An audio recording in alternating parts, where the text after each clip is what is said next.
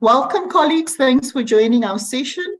We're very excited to have you here today. We're very excited to share with you a fantastic coaching panel. All of us who are in the session today believe in the importance of coaching and what it brings to leadership development. And I've got fantastic people with me in the room, people who are coaches, people who have been coachees, and we're looking forward to sharing with you our insights, our reflections on what the coaching journey entails, and hopefully you will see the value and significance of coaching for yourself personally and professionally. So my name is Bernadette Johnson, and I'm the host of the session. We've got 4 panel members with us here today, and I'd like to start off with introducing you to Professor Hajierah Davids. And of course, please just note, they will come in and introduce themselves far more fully. But Professor Davids is in the Faculty of Science at the Nelson Mandela University. Welcome, Professor Davids. Thank you so much. Okay. And then I'd like to introduce to you Professor Elizabeth Smith, and congratulations on your professorship. Thank you very much. Yes, and welcome, and we look forward to your contributions today. Thank you for joining us. And then we have Professor, and of course, Professor Smith is the Deputy Director at the Mahikeng campus of Northwest University. Thank you so much. Very interesting campus, that one. Thank you for joining us.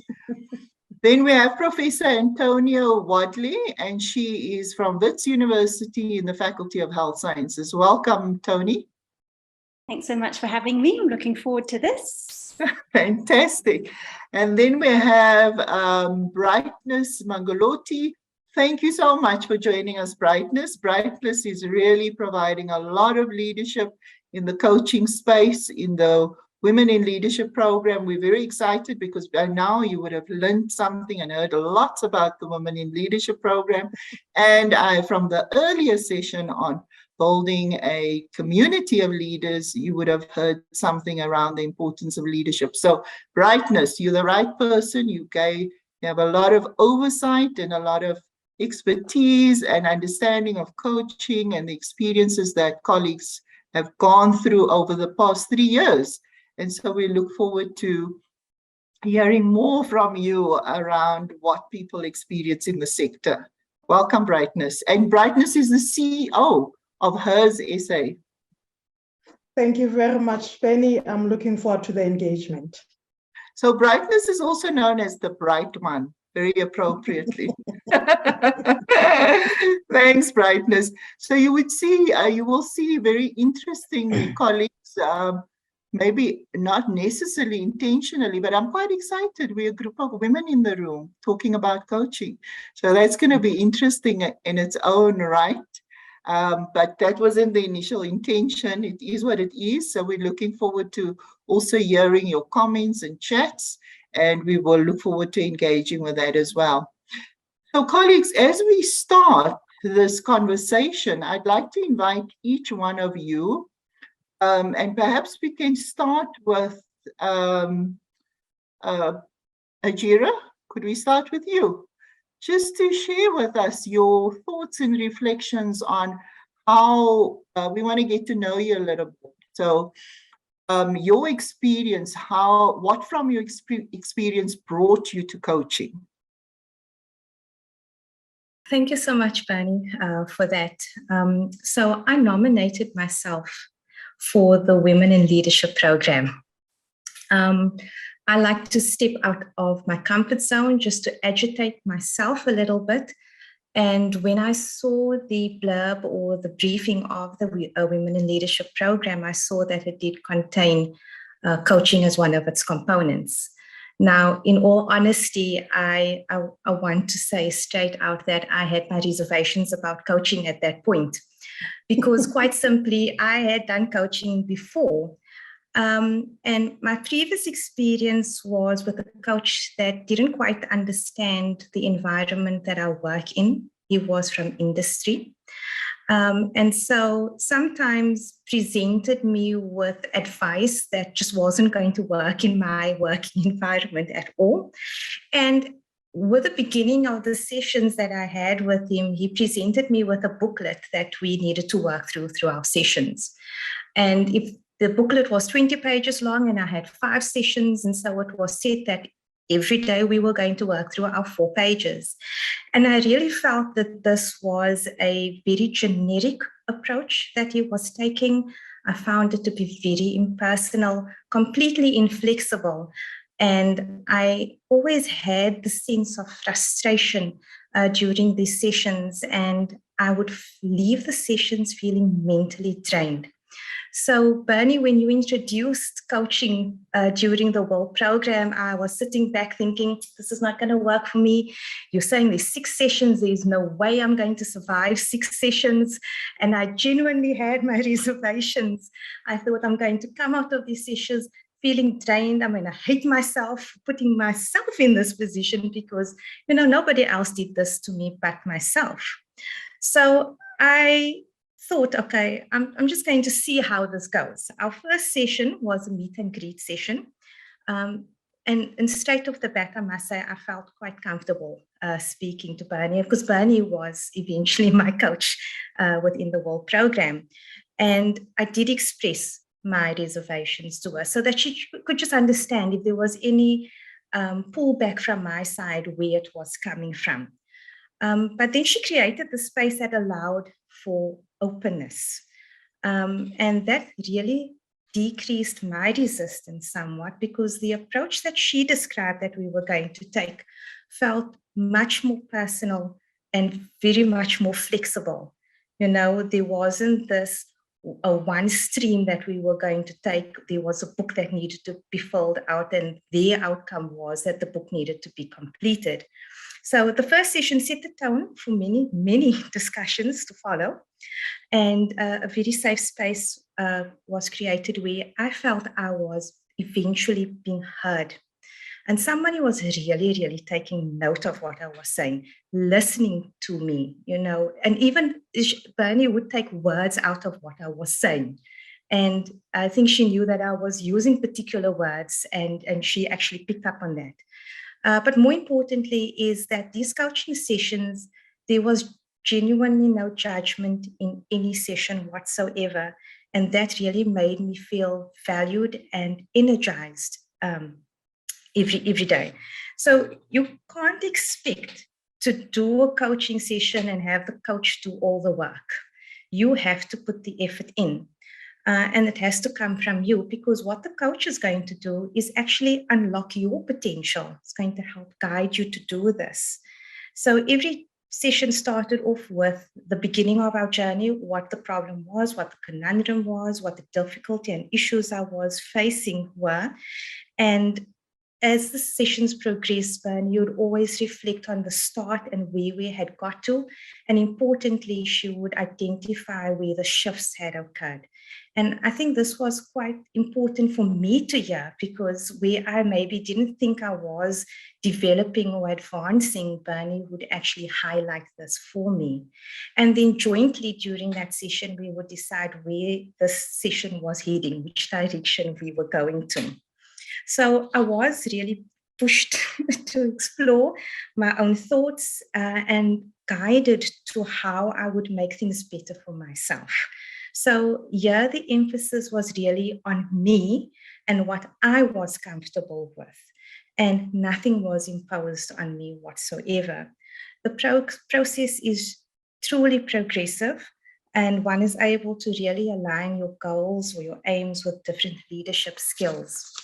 So to say I grew in confidence with a coaching session sounds rather cliche, but when you start off where I was with such low self-esteem, you're too scared or too shy to speak your thoughts. I mean, look where I'm sitting right now. I would never have done this without the coaching sessions, that I can tell you. I really feel empowered to speak my thoughts and really be present in meetings and in sessions. And I couldn't have done that without the coaching sessions. So if one considers your middle management, is always changing. When we look at the term that the HODs or the director of schools or even the deans take, then these have very short lifespans, 3 to 5 years, and it does differ across institutions. Then we must recognize that training activities and capacitation of our leaders is always required. Needing to know, of course, that the academics are taking on these roles for the most part as secondary appointments. And really, they don't have any prior training or leadership training that they've been exposed to. So I would encourage institutions to have a coaching office, because it would actually help as a transformative tool to empower the new leaders in their daily activities, and these can really help to advance the equity portfolio of the institution. It's an investment not only in the individual's personal and professional growth, but would equally benefit the institution in its transformative agenda.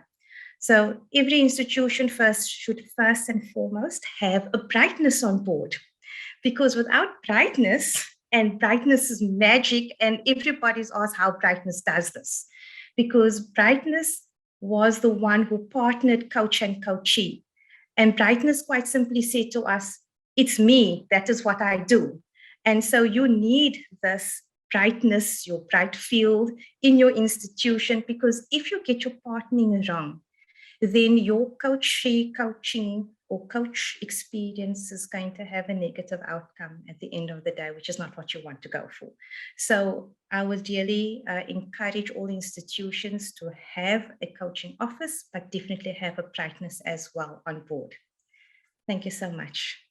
Thank you, Hajierah. And just in case people thought I briefed you to I did not. Not in the least. Okay, thank you so much. Thanks for that overview and covering so much of the conversation we're about to have. So just to remind ourselves of the question, I'd like to know what in your experience brought you to coaching. And there was a lot you said, Hajierah, and we'll come back, we'll return to it and pick it out a bit more. But for now, if we can just focus on 3-4 minutes, each of you, around what in your experience brought you to coaching.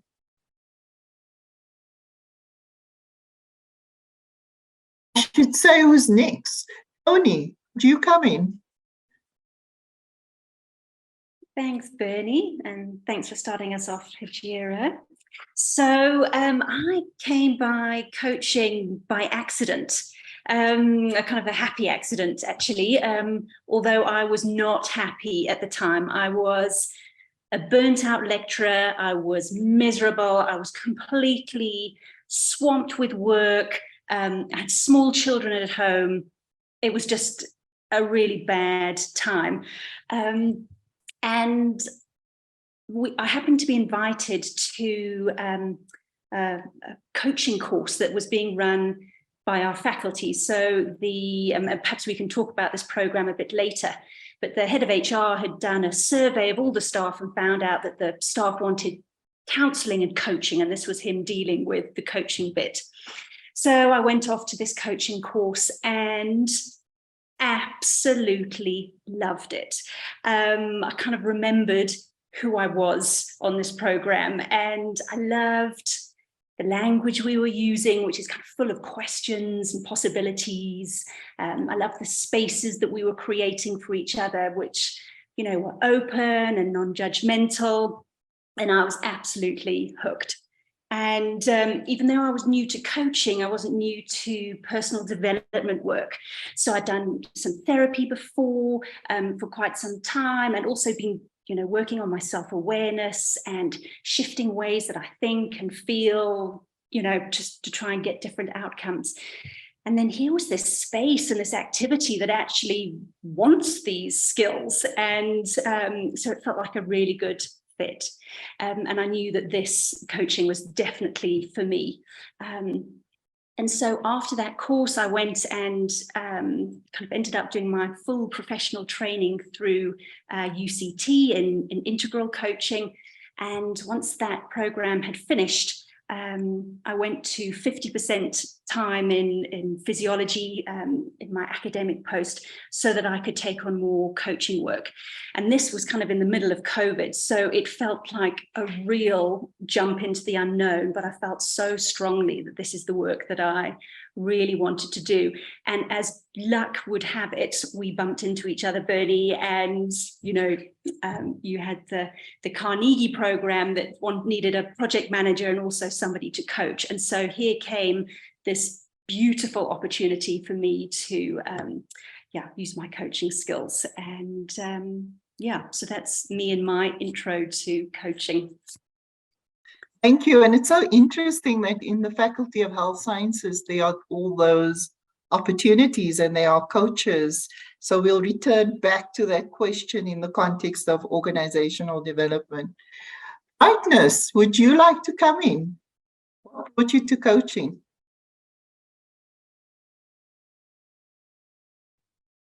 Thank you very much, Benny. I was not really a coachee in this process.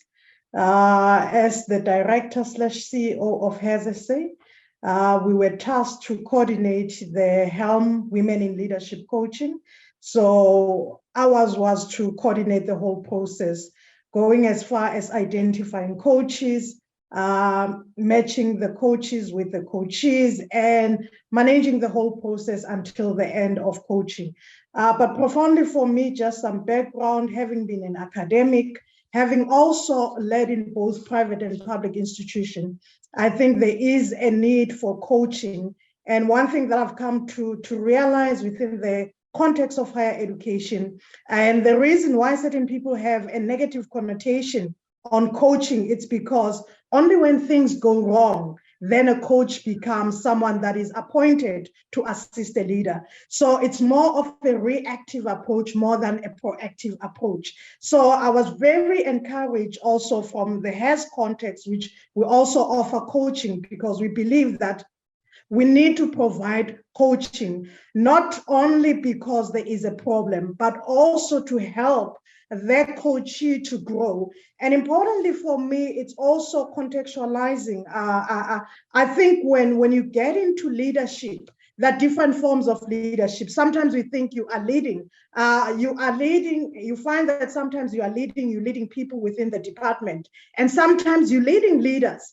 And that actually requires a different ways of thinking. And sometimes you're leading faculties, or if not, you are leading the institution on its own. So you need to look into a different ball game into how do we begin to look for coaches. And it's important for me to actually say, as much as some people would say, yes, we need coaching within universities, but I also think it's important to have someone who is independent, outside of the organization, that can facilitate the process of coaching, because it becomes more a trustworthy process. And people normally, when it's within the organization, they're skeptical on the effectiveness of the process. I think I'll stop there. Thank you very much. Thank you so much, Brightness. Thanks. That's a very interesting take on it. The external independent role. Thanks for that. So Elizabeth, you are up next. I remember when we first met, you said to me, which resonated very nicely with me. You said to me, call me Lizzie. And I said, I have the same problem. When people call me Bernadette, I usually hear my mother speaking to me. So I'm comfortable with Bernie. So Lizzie, over to you. Yeah, that's what happened exactly now when you said Elizabeth and I, so it makes me be aware of my surroundings, and I think I'm doing something wrong. Yes, thank you for the opportunity. Hajierah, just like you, I also nominated myself. I actually think that we need that with our work situation. We really need to open other horizons of our lives, and we should get out of the rut of and routine of being in the office and doing the same thing over and over again, instead of also having other things happening in our lives, especially if they're beneficial, like coaching. So yes, I like things. So I also plunged in, regardless of the workload that I had, and that was the best decision ever. But I must say, how I came to be in the coaching system. Is I've been with IM since I can't say inception, but from 2018 to 2019, I've attended all of their workshops. And I was lucky enough last year when one person from our university, we call them, by the way, people and culture, our old HR is people and culture, when they asked, is Dr. Smith still here and is she still interested? And I raised my hand. I said, I am here, I'm still here. And I'm happy I did that. So last year, 2021, I was the second group of cohort for the world. And I was pretty much surprised when out of the blue, we had to fill in a questionnaire, and it came from Brightness, and because you are going to be paired with coaches. And I was very extra skeptical, because in my view, I've always thought that coaching, coming from the social work background, I've always thought coaching, yes, is people who've got problems, who needed to be fixed, and most especially middle class, and especially in corporate, they don't want to be aligned with the social services and psychological services, so they'd rather go for coaching. So naturally, I was not happy. I felt in, and I thought that this coaching thing, I'm gonna do it just like this, and I was greatly surprised. I want to pay tribute to Dr. Diane Bell. She was meshed with me and paired with me, and she has changed my mind about coaching. And I did tell her, because I am one person who's very honest. I told her that I don't believe. I think they've made a mistake. Maybe they're looking to other people, but not me. And we hit it off from the beginning. And what struck me was she let me talk about myself, which I don't like to do much. And because I talk much also, and I knew that I'm not going to finish. And I told her as much, and she smiled and she laughed. And then from there, she introduced herself and told me also where she come from. And for me, that was key. You know, in a normal therapy or consultation situation, you seated there, you're listening to this person, you're asking questions that you don't ask them. And you, who are you? What are you doing? Where do you come from? So it was an eye-opener for me. And I liked how she would let me. Hajierah just said something that the coach must not do all the way. And that is exactly that. She let me speak and load off, sort of, and made me self-aware of myself. So I really changed my mind as time went on with coaching. In the contracting, I liked the ethical side of it. I liked the professionalism part of coaching. And I thought to myself, I wonder why universities don't introduce coaching, because it's a very good thing. And now I'm like a spokesperson for coaching. I've changed my mind completely. And I do think that maybe this session also will help other people to see it from my angle, because my perception about coaching has completely changed, and for the better, positively so. So that is my story. So I think that my personal life, I know that my personal life and my professional life has been changed as a result of coaching. Thanks, Benny. Thank you. Thanks so much, Lizzie. Thanks, colleagues, for that. I'm going to just let us step a little bit to the side, and I'm going to share with you while we take in what colleagues have shared with us, very powerful stories about skepticism and how we then find within our journeys the values of coaching. And I thought I would just share with you at this stage. Some of you may have the question, what is coaching not? You know, so we got some bit here about what coaching is, as people have explained, but what is it not? So it's important to know that coaching is not mentoring. Mentoring is more of a process whereby the mentor shares their relevant knowledge, experience, and wisdom, which they have accumulated over a period of time. And often we have this in academia. We look for mentors. People are of a higher academic ranking perhaps than ours, and so they become our mentors, they advise us. That's a mentor. They share their expertise and knowledge. Then there's training. Training is, of course, an activity about, we know training, I mean, as academics, it's an activity about the transfer of knowledge and or skills in a learning context. So you're transferring your knowledge. Consulting, the consultant is often an expert and who makes use of that specialist expertise, which academics are, for very specific results. So the consultant is expected to provide answers and solutions to a problem, a challenge, or an opportunity. So that's consulting. Then we have therapists. Now, therapists are trained to make professional diagnoses, identify and understand underlying cases or causes, and treat psychological pathologies. Unless trained as a clinician, coaches do not perform this function. You can have coaches who are also therapists. So in our instance, coaching is really focused on not advice, not training, not consulting, and definitely not therapy.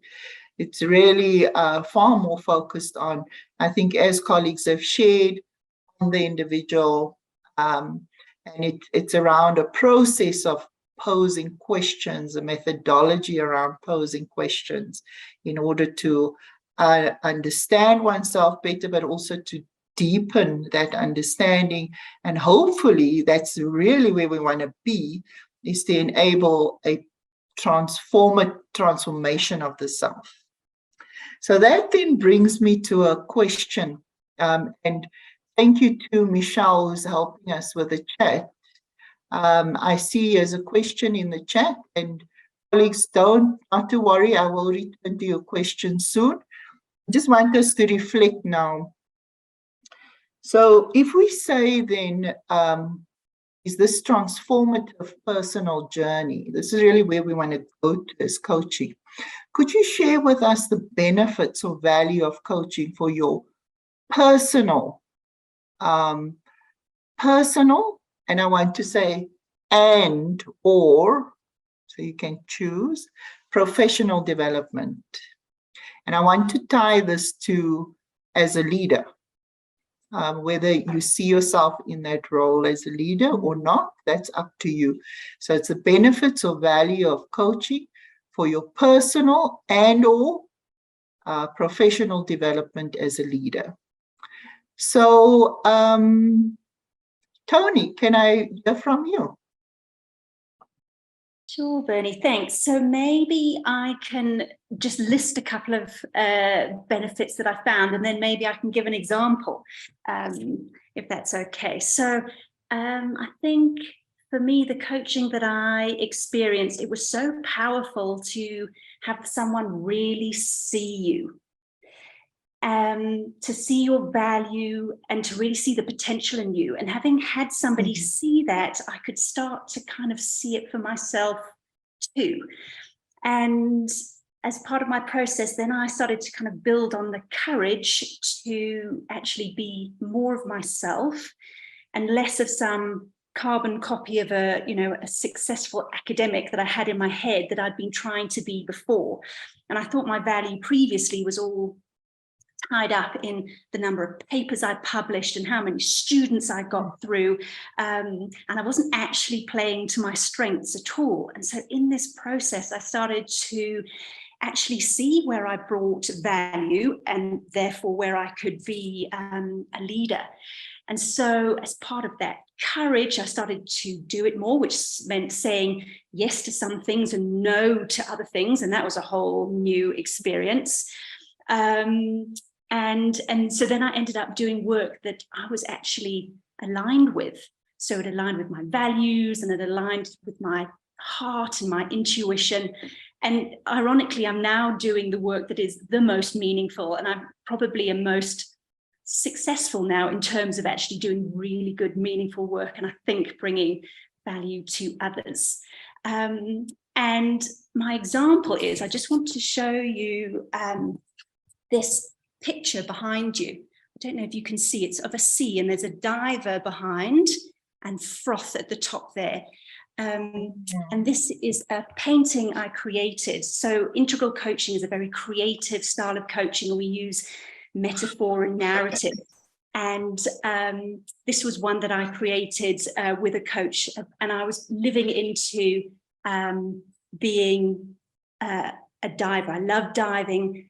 There's something very calming about being deep under the sea. There's a quiet and there's a still there.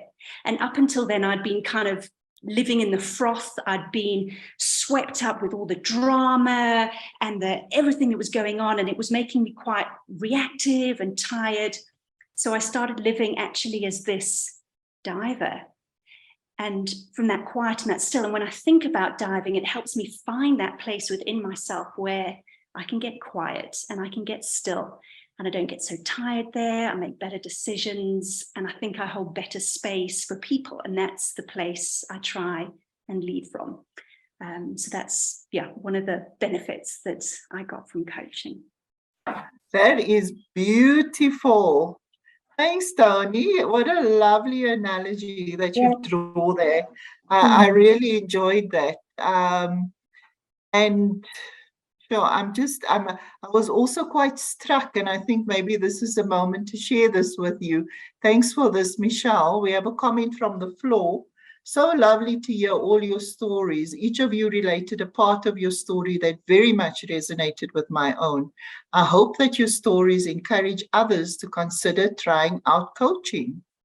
I love how many of us arrive at work-initiated coaching with reluctance and then find it so incredibly valuable and wish everyone would give it a go. Thank you. That's a lovely comment. Look, we're advocates here for coaching, so for sure, none of us will disagree with that. Thank you so much for that comment. And I encourage you to continue posing questions even. We love questions. Anything around why you think coaching may be disastrous, we also welcome. But at this stage, Lizzie, what are your thoughts? Yes.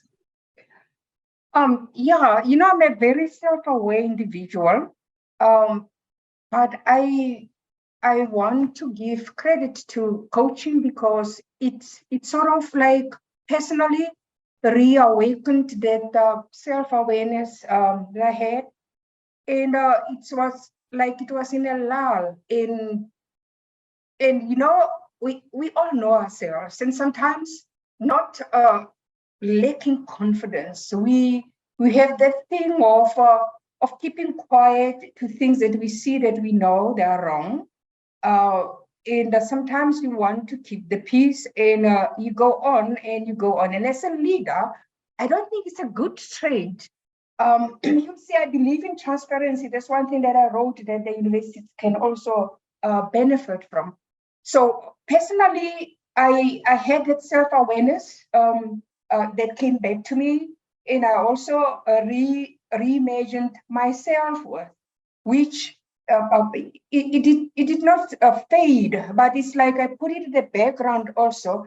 And I am not as artistic as Tony is, that maybe I could put it in paper, but what I normally do, and which I love, that was also encouraged in coaching, is self-care. And I love to read a lot, and I haven't read any of my novels in 3 years, and I buy and I buy and I buy, and I always promise myself. And I love to write poetry. I have suddenly stopped. I don't know when did I stop. And through coaching, I benefited in the sense that it's like I found my sanity. It's like I found myself, and I started doing the things that are me. Because of books, reading, writing poetry, doing those, this is me. And I had, it's like one half of my life was put away, and then I only concentrated on this one, and which is mostly my work. And so what I loved about the whole thing and how it's changed me was my inner self, and also the self-care that I'm still, I want to say, still maintaining. And as you can see, I think I look younger. I used to look like I'm ready to go in retirement. And that bogs you down. And do you know how, when you feel like that, how can you be of value to those that report to you? Because you have to be the epitome, you have to be the example that you want them to be. You want them to be outgoing, to be out there, to do stuff, to be successful and productive. How could you be if you are not in that space? And personally, that is what happened to me. And the benefit of coaching, that's me. I can't say enough about that. And on a professional basis is, the academia can be crazy at times, literally and figuratively. And you have to find a very neutral space and place where you can keep things together. And coaching helped me because I saw that as I redeveloped and reawakened myself, I brought more to my work. And slowly the insanity slipped off, sanity prevailed, and I could be what I was meant out to be. I got my voice back. That is the most important things. And I started to look also things that I saw, and I thought that is how they are supposed to be, and so what? But coaching made me to be a professional change agent, of which I'm very, very happy, because I could see that even with staff that I interact with, when I do things, I even shared with them some of the thoughts and some of the things, activities that we did. And I could see that there is also interest. And so in a way, it influenced me positively. I can influence other people also positively. So looking at things on a different angles, and especially, and I'm going to sound like a stark record, in academia, you must have a voice. If you don't have a voice, you get swallowed in. You get swallowed in. And at the end of the day, you don't know yourself.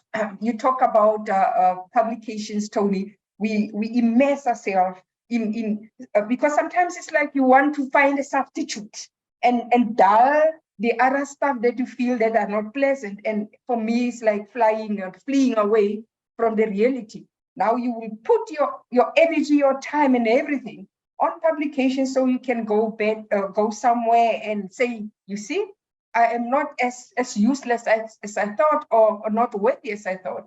So professionally, I think even if I can't pinpoint stuff, I know that mostly that I can see and I can hear from myself is a voice that I got back. And it's also the impact that I had as a result of that voice coming out and influencing also the others and those who are next to me. So I think that my workplace is a changed place now also as a result. So yeah, personally and professionally, that is where I can say I have found myself since I have joined being part of the coaching. And also just to add, it also even prepared me. I just finished a month ago, the end of October, I also joined UCT coaching. So I've been on their coaching for 12 weeks. I still have to look at my results and see how I've gone. And I've learned even more what I have learned, what I didn't have before, that I learned in my coaching sessions. Now I could also put and align with what I was seeing in my coaching courses. So yes, it has really done a great deal for me. Thanks, Benny. Wonderful. Thank you. Thanks, Lizzie. I mean, that sounds so enriching. And you make me think of like a ripple effect or butterfly effect. You start off with something and it just becomes so much bigger. And it's so exciting that you've decided to take up coaching yourself because you've seen the fundamental benefits of it and what it can do for others. That's very inspiring. Thanks for that.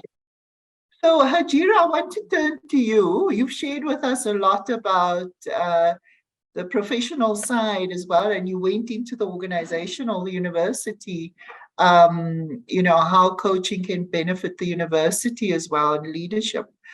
Any thoughts that come to mind for you now, also given what you've heard others say? Maybe some new thoughts around the benefits and value of coaching. Thank you so much. As Lizzie was speaking now, it was resonating so much because I have been in that situation where I really have lost my voice. Whether it was by choice because I felt maybe I wasn't being heard, or maybe that really was the case, I'm not even going to explore that. But I really felt uncomfortable in different spaces to actually voice my opinions. And the reason being that sometimes my opinions didn't really align with everyone else's. And so you feel uncomfortable saying something different to someone else. And so you'd rather just say nothing. And during this process, we explored this conundrum, how am I going to feel more comfortable? So it was never a matter of what the next person does to feel more comfortable. It was exploring ways in which I could feel more comfortable. And we explored numerous ways to do so. And I was surprised that I had so many ideas that we unlocked during the process. I think you forget that you actually have this ability to explore because you're so bogged down in everyday's activities. This needs to be done, that needs to be done, that. And in all honesty, I don't reflect. I don't sit and reflect and think about things. It's just do the whole time. And so eventually I found myself voiceless and exhausted, tired all the time, I had no motivation. I'm leading a team, but I need to motivate them. And all I'm thinking is, please go ahead and motivate yourselves. I'm barely getting through the day here. And through the process, I found ways in which to tap into my energy, to let go of some of the negativity. And it was ways in which I was going to feel comfortable. And Bernie, I think you're going to be very proud of me. I have signed up 3 weeks ago for a beginner's boot camp. I think for the first week, I nearly died because we said we need to exercise to find more energy. And I thought this cannot be true. I'm going to expend energy to try and get more energy. There were days that I thought I cannot get out of this bed, but I just kept going. And it was through this process that I found that confidence in myself once again, because I could very well have said to myself, you know what, this is just too painful. And believe you me, when I speak about pain in every single joint and muscle that you don't actually know you have, I experienced that. And I could very easily have given up, and I didn't. I thought, I'm going to persist. And I must say, as I sit here today, I am feeling more energized and more motivated and more confident because I know I can. And I think for too long, I've been listening to too many voices, and for myself being too negative as well, thinking, you know what, you don't have the time and you don't have the energy to do so. But during the process, this self-awareness of taking care of yourself came through very, very strongly. And yes, we've heard it. Everybody sees it. You need to take care of yourself first, but none of us actually do it. And I thought, you know what, this is the time I'm going to actually do something for myself. And that courage I gained during the coaching process. So the courage that I have now to take on new challenges, and let me say, beginners bootcamp is a challenge like you won't believe, gives me that confidence to move forward, to say, okay, fine, I can step out of my comfort zone at any given point, feel uncomfortable and be happy in that discomfort, but know that I can succeed and I can move forward. And that plays a role not only in my professional life, but with my family, with my personal life as well. I have more energy for my family. They're enjoying me more. I appear to not have been very humorous previously, or funny or lighthearted, and they're seeing the change now. I can laugh at things or not get upset at certain things as previous. And so I see that change. So where people would think maybe it's yes, a work-initiated coaching and it's only going to impact on your work life, it really just permeates into every aspect of your life and everyone that interacts with you as well. And people have mentioned changes as well. And they can't sometimes understand why I'm forever smiling. I'm going through the worst day and I'm smiling because everything is going to be okay. And I really can't, I can't plump up coaching more than that. It's really changed me in that regard because I really was in a slump. I mean, I think if you saw me, I would just be in the ditch and just leave me there. It's okay. It's fine. Just keep walking. And now I'm the one hopping around like an Energizer bunny, thinking that I can take on the world. And that is what the coaching has done for me. Thanks.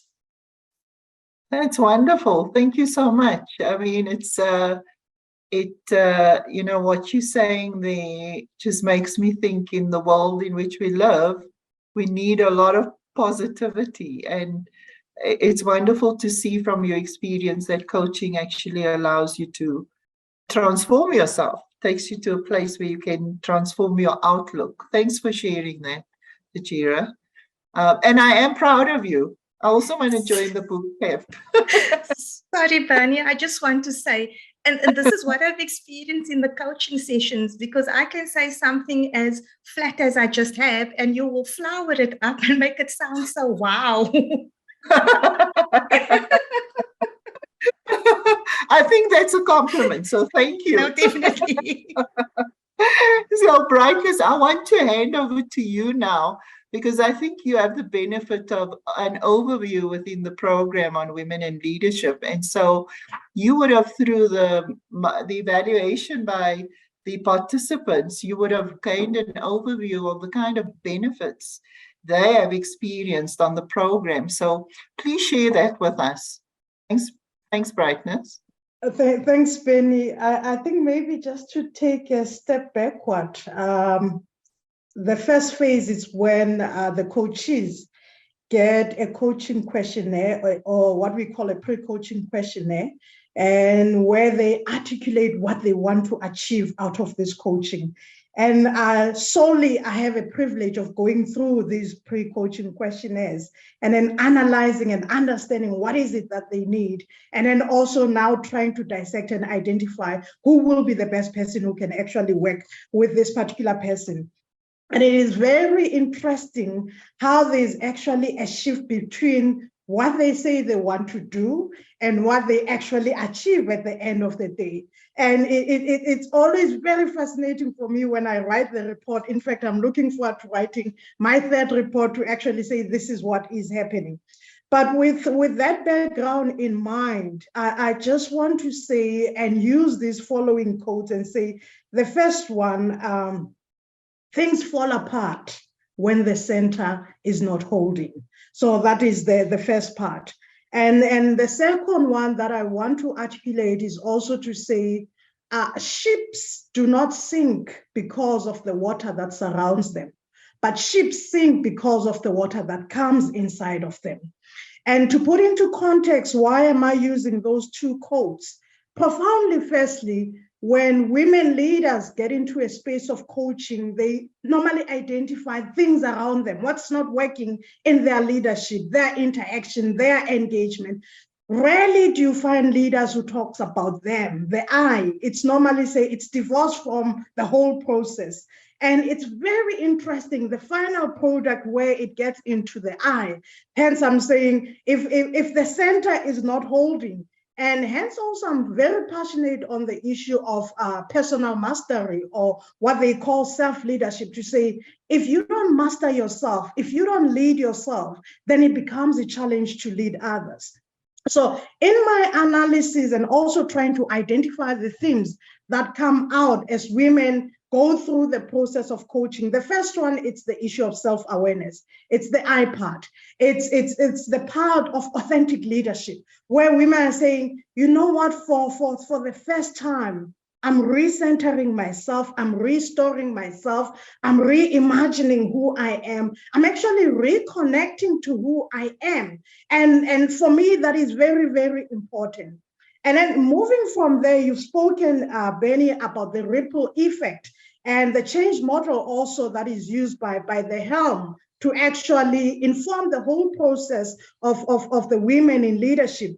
For me, what I've also come to understand, the more people understand themselves, which also forms part of what we call the emotional intelligence, the more they are emotionally aware, the more they know themselves, the more they can now start managing how they are interacting with themselves and how they are interacting with others, more from a social relationship management perspective. But beyond the I, it also goes back to the resilience part. I've picked up some of them, and it also came out from the participant to say, you know what, I think I can work around the storm. Despite the challenges, the things that I'm grappling with, I can actually work with this. So it's more about using different lenses, because sometimes when we lead are guided by our belief system, our value system, and that informs how we behave. But once we start using more of a holistic lens and looking at things differently, then we are able to lead strategically and more impactful or transformative as leader. And the third one that also came out is the issue of communication. Some women were saying, you know, yes, I've been an academic for years. I mean, as academics, we talk, we communicate, but it's a different ball game when now you are in the boardroom, when you are in the Senate, when you have to engage. How do I begin now to communicate with clarity? How do I begin to communicate with confidence? How do I begin to communicate with courage?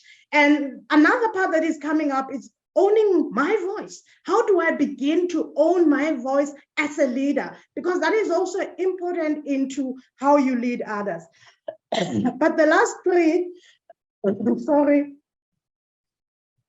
it's the issue of work-life balance. I think what is coming to the fore, especially having, also being in a leadership position in an academic space, and taking up a leadership, which is a secondary contract, which basically is an add-on.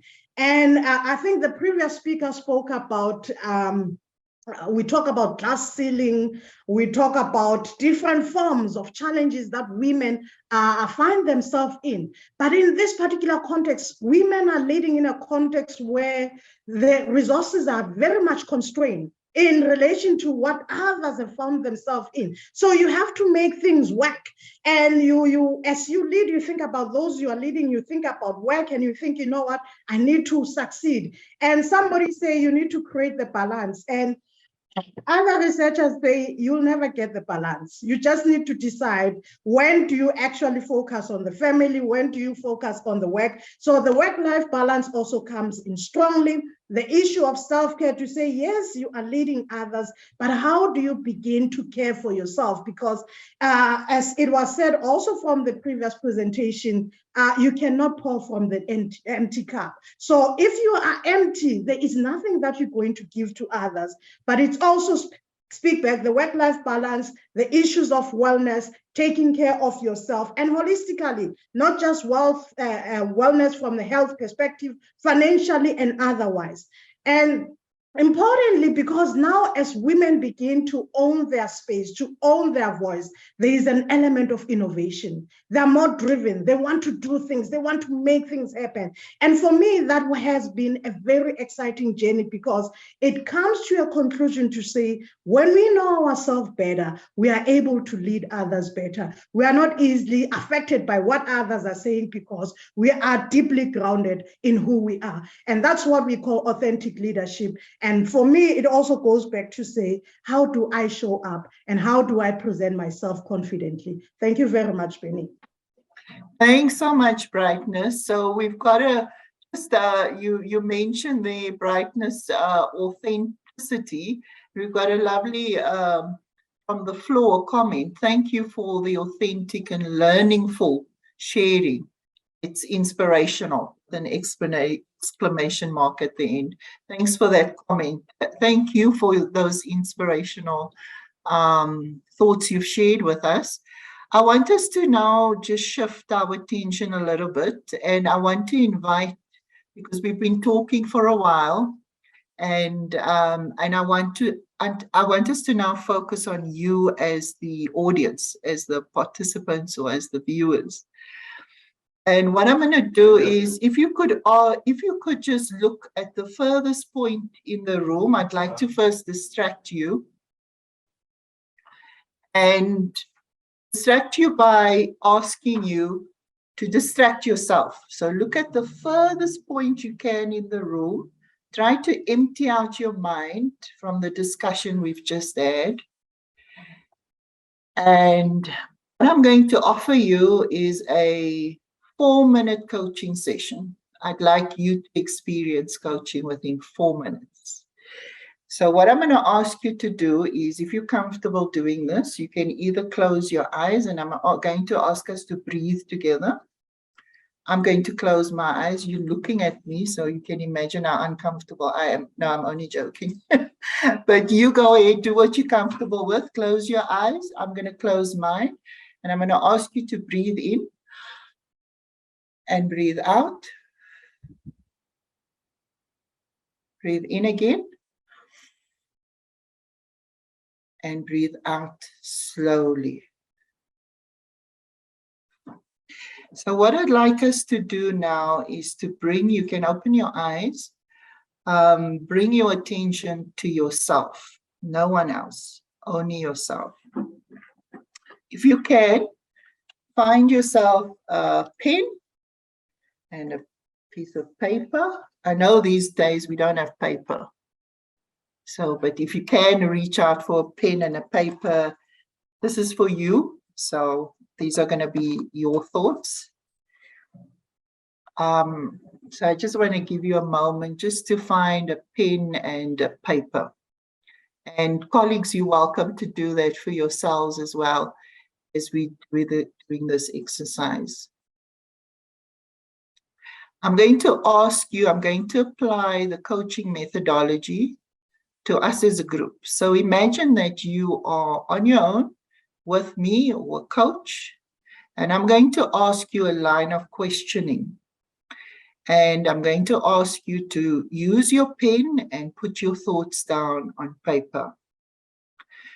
So the first question is, what is the real issue for you right now?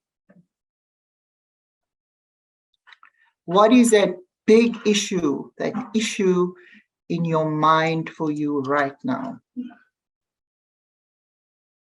So just write down your thoughts.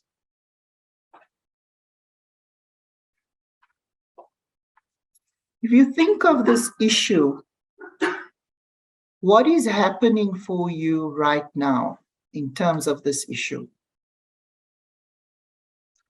To put it differently, you could think about, what is the main impact of this issue? How is it impacting on you? One word, short sentence is fine. So moving on to the next question. What would be better? Thinking about that same question, what would you love to see happening? What would you love to see happening? What's the best case scenario?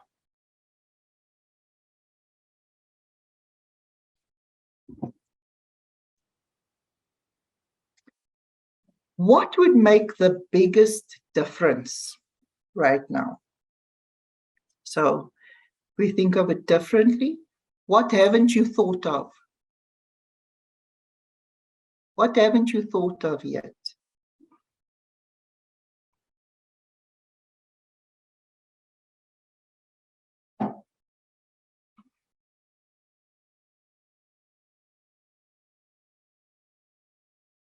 What haven't you thought of?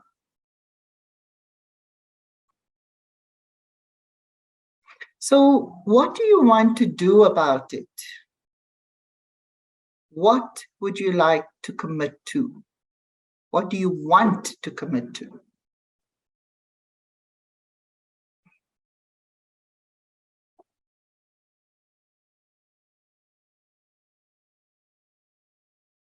What do you want to commit to?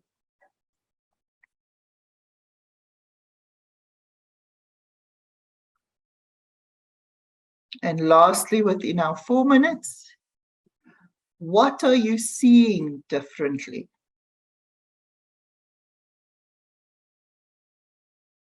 What are you seeing differently?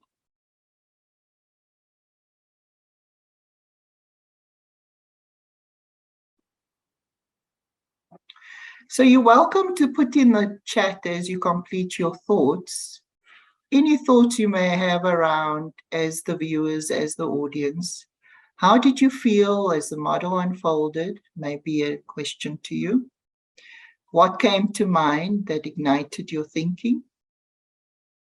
Often people say around the blind spot, what I've not seen might ignite something for you.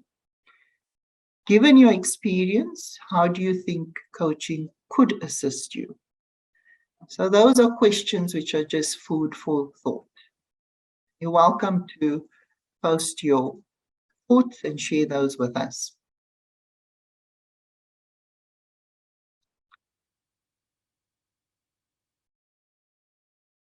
Okay, so maybe I can just ask you, just to maybe start off with any of you, and I don't want this to be a round of questioning.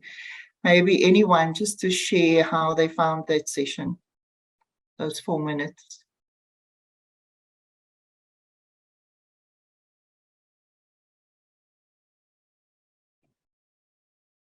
Well, for me, I've got a bigger issue. It's always about professionalism. I won't share what it is, but it has given me perspective. It's like I found a solution, because now I know what I'm gonna do. When you came to the impact, it made me realize, and I think that is therein lay my solution. And as I wrote down the impact, it's like a revelation. Yes, that is the word that I want. So I felt like this is it. You know, the beauty of coaching, Benny, as you've just said now, makes me more close and brings me more closer to what we are doing today. And really, it reopens those cavities that are so rich with wisdom and ideas and a new insight. And I think that is where I'm at. And that is what worked for me now. And now I do have a solution, thanks to you. Wonderful. Thank you so much for that.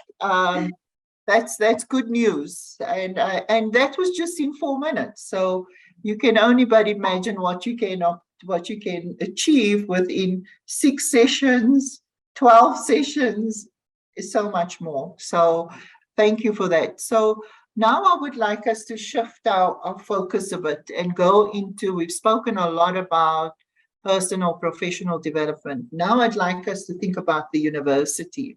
Antonia, I want you to come in as the first person to speak on this, because I have found in our conversation, which I was not aware of, that the Faculty of Health Sciences has this amazing approach around coaching at Wits. So I would like us to think about this question of what are the benefits? What do you regard as the benefits or value of coaching for the development of your leadership, and with that, the university? So there's almost this organizational change component within that, and leadership's role in organizational change and development. Tony, I hand over to you.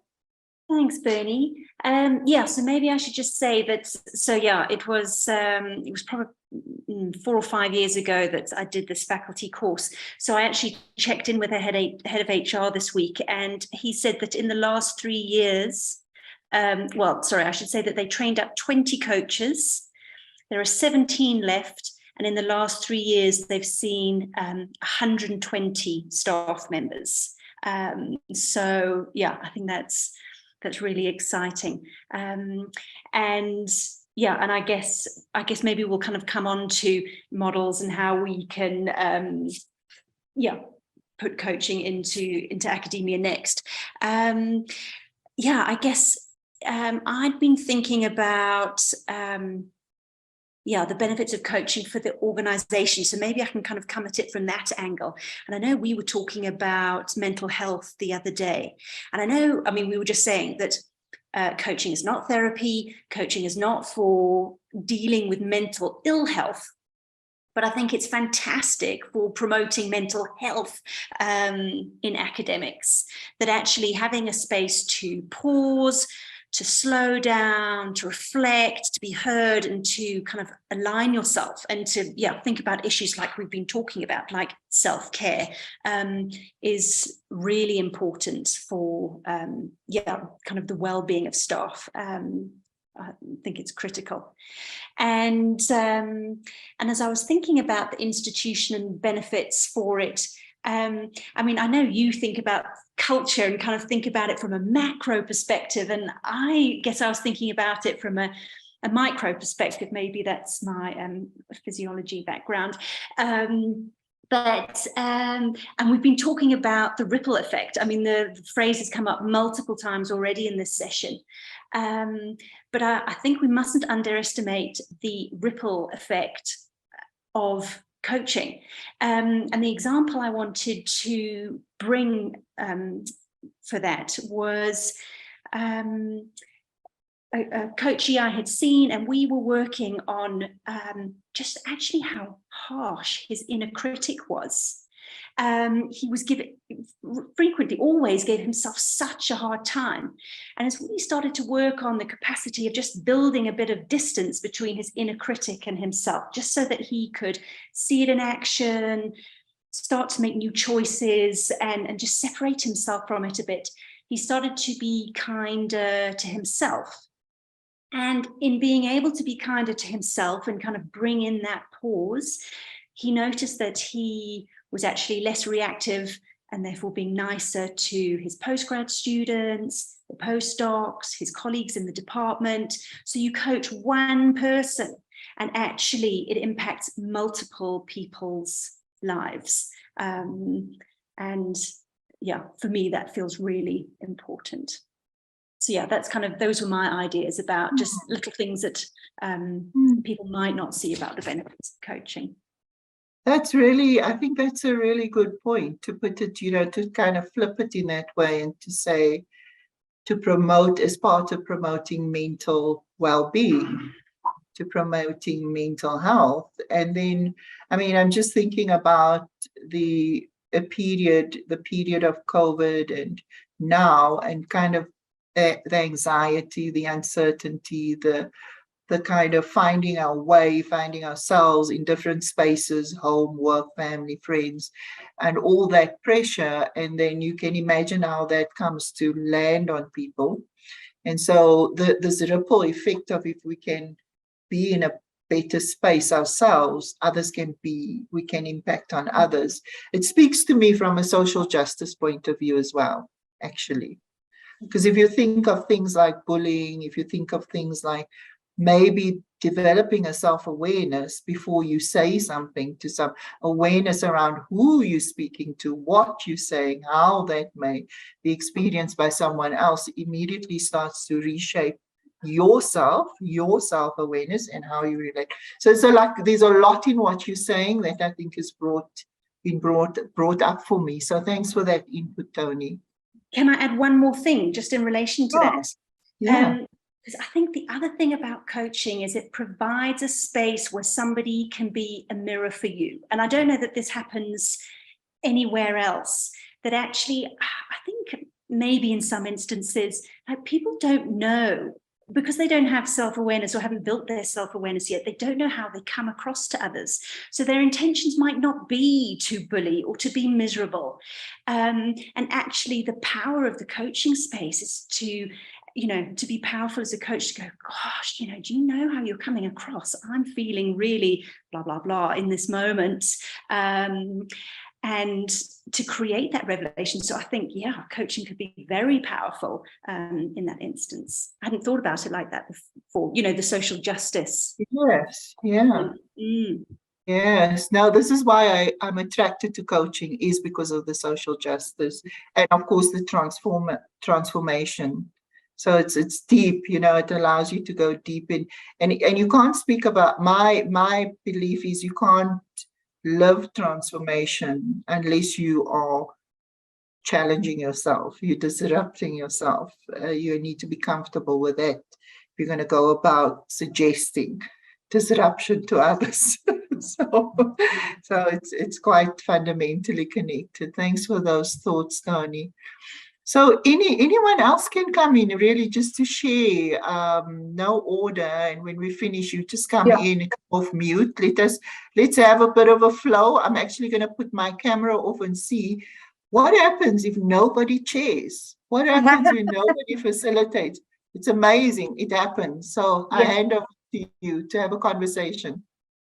Yes, I would go. On your question, Benny, that what would I regard as benefits or value for coaching in my university. I mentioned, I put this down, I mentioned organizational and behavioral change.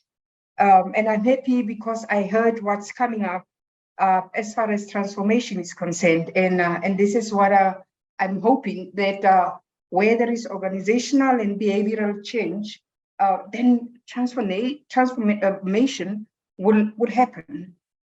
And I think coaching is the answer for us to reach that. The second thing I mentioned is change management. And for me, it should be developmental, and it should also be progressive. So I think the university can benefit a lot if they can see the value and the benefit of coaching in that aspect. And under transparency, I have transparency as a third aspect, but I wrote next to it some other characteristics or values, or ethical values that I think are of importance, that they will also can benefit or can be valuable to the university, like empathy, respect. We've just talked about now social justice, and that sometimes when somebody come across in a particular way, sometimes it's because they're not self-aware, and sometimes they've not been exposed to a whole lot of things. And especially in the academia, I find people really sometimes brash, sometimes they come across as insensitive and bullish sometimes. And when you look at them, it's not like they think that you are funny or you come in with something, but I do feel that there's some reluctance to change. There's a in brackets my way of the highway, sort of, that I find, and it's really irritating, that I think that with coaching, when people can be coached, all levels of management really can benefit from that. And lastly, I was laying there for is confidence. Ditching that micromanage mentality, because sometimes when you've got leaders, you want them to develop, yes, make sure that the resources to empower them, to support them, to be confident and to be leaders on their own are there. Micromanaging, say no. And I do find that some leaders really do have, and maybe coaching can show them, without telling them. They can come out there better and knowing that this is not the route that I must go. What I've just gone through in coaching, I apply on the others, and there we've got a winning formula. And also it will re-emphasize professionalism. And I think they will have goal-directedness and self-development coming to the fore. And with those, I think, I haven't worked in many universities, but I am talking from experience. And it's not things that I think of, it's things that I think will work if we could just maybe think the way of coaching. And that is the benefit and the value that I think universities may find. I want to end there and say, I have seen, I'm also from the Faculty of Health Sciences, Tony, and last time I saw the executive dean putting it out there and asking whom of the directors would want to go for coaching. Well, as usual, I said I always go into things I wouldn't go because I've already had, and I was busy with my coaching course. But had I not been, I would have also been part of it to change the mindset that I had then. But I can just say I see that progressiveness because 2 or 3 of directors were assigned coaches. So I'm also thinking, I want to see whether there will be change as a result. Yeah, so I will end there. Thanks. So feeling the pressure to go next, say something. You know, it occurred to me that some of us don't choose to want to be in a leadership position or a management role. And sometimes we almost feel forced to take on the position because somebody else's role or term has come to an end. And so you do stand there with a certain amount of confidence lacking. You're sitting there thinking to yourself, am I actually going to be beneficial to the department, to the faculty, in the role that I'm going to play? Because quite simply, I actually don't know what I'm doing. And I think, and I'm hoping that a lot of leaders or management or managers actually feel this way. And this is where coaching can be quite beneficial because they can give you that confidence boost. Like I said previously, it really is a potential, it unlocks your potential and it draws on your strengths. So it's not anything that is imposed on you that everybody else is doing. It's something that you are more than capable of doing that maybe you forgot or lost in the journey to where you are now and realize that, you know what, I actually can do X, Y, and Z. And I think the example of the coaching session was really very powerful. If we just sit and think for 4 minutes, we can approach issues or problems in a different way. And within 4 minutes, we can have a solution. 240 seconds later, we've got a way out instead of hassling about it for a week and stressing about it, because that's essentially what we do. We're stressing about like which way we don't know. And we've actually got the answers inside of us. And so that process, I think, should be implemented for all of the new leaders coming in, and even those that are standing there, because we're expecting them to know. We're expecting them to act in a certain way. And quite simply, maybe they don't actually know. And they don't have the emotional intelligence to interact with people on an everyday basis.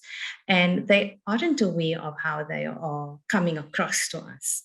And I think it would make a world of difference by increasing staff morale as well, if they feel that the interactions are more valued, if the way people actually just speak to you is a humanizing way. Then so many times you feel broken with just the simple manner in which someone speaks to you. And then you sit and you try and unravel why that was their response to you. And that's actually not your problem at the end of the day. So what the coaching can actually do is empower the full management spectrum within the institution. People will feel more valued.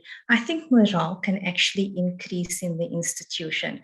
And with that, you find more energy, people become more productive, there's more collaboration, people are willing to speak to each other, whereas now everybody seems in their little silos, they're out for themselves, they're just making sure that there is that self-survival, whereas it can encompass a whole group of others and empower each other and build each other up. That can only be beneficial to an institution. It can never break the institution down. That's in my opinion. Thank you. Wonderful. Thank you so much. So I just want at this stage, we've got 6 minutes left. I just want to acknowledge and thank colleagues who have shared with us their comments from the floor. We've got a comment here that says, I so agree with the statement. It is not therapy, but it is mental health. Absolutely. Thanks for that. And then another comment which says, beautiful, I dive too. So, Tony, I think that one's directed at your beautiful portrait, your coaching inspired portrait. Thanks for sharing that with us. So I'd like to turn to Brightness now in the last few minutes. Brightness, maybe if I can give you 3 minutes. If you could speak to the resourcing of coaching, given your experience on HELM, what kind of resourcing is needed for coaching for university leaders?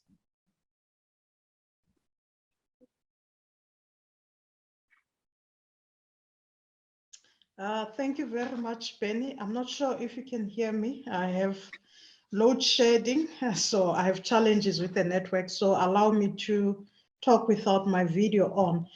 I think importantly for me, coaching has a lot of organizational benefits, and my colleagues have already shared that. It's more about the productivity and also cutting costs or minimizing costs, be it medical costs, recruiting, the turnover costs, worker compensation claim, and also what came out strongly, it's the issue of the culture. It helps shapes the culture of the institution. I mean, where you have employees who are not happy, then you find that the culture of the organization becomes toxic. And a toxic organization leads to more legal or lawsuits. And importantly, it affects the reputation of the organization or of the institution per se. So if we invest in coaching, I think it's very critical because it affects positively the reputation, it minimizes legal cases, it affects the culture of the institution positively, it minimizes cost of recruiting, retraining, but importantly, it's about the productivity and the profitability of the institution. And importantly, it's about the high performance. And colleagues have also shared the ripple effect that when you train a coachee or when you offer coaching service, it's not just about the individual. When you have a happy leader, that means you have a happy team. And that also have a spillover effect on the institution, the culture. But importantly, I think, Antonia, you've also touched on that when we talk about work-life balance, that it does not only spill over within the organization, but it also spills into our personal spaces with our family, how we treat them, how we engage them. So it's at multi-level, it's an intersection of multi-level. So it's important that diversity venture into investing into part of one of the important things. They have 10 sessions, so it's important that you invest on your team, give them at least a minimum of 10 sessions, and beyond the session there are also psychometric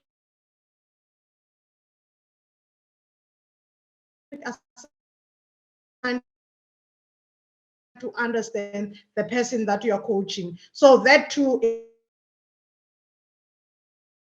value of coaching, it's not just on the employee, but the ripple effect that it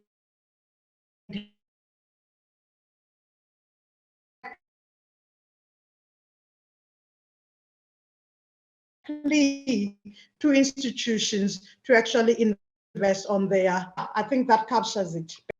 Thank you so much. Thanks so much, Brightness. And we lost you for a bit, but I think we picked up on the essence of it. It's one of those areas where initially it looks like a big cost, but actually it's a organizational saving, because then it has multiple benefits, not just for the individual, but very importantly for the organization, for the university, as people become more self-aware and impact positively on others. Colleagues, thank you very much for joining the session. So we will call this a wrap. And thank you to the panel for sharing your insights and your journeys and your experiences. And I hope that you will all consider coaching and promote that within your university. Thank you so much for your time. Have a lovely evening. Bye-bye. Thanks. Bye-bye. Thank you. Bye. Bye, everyone.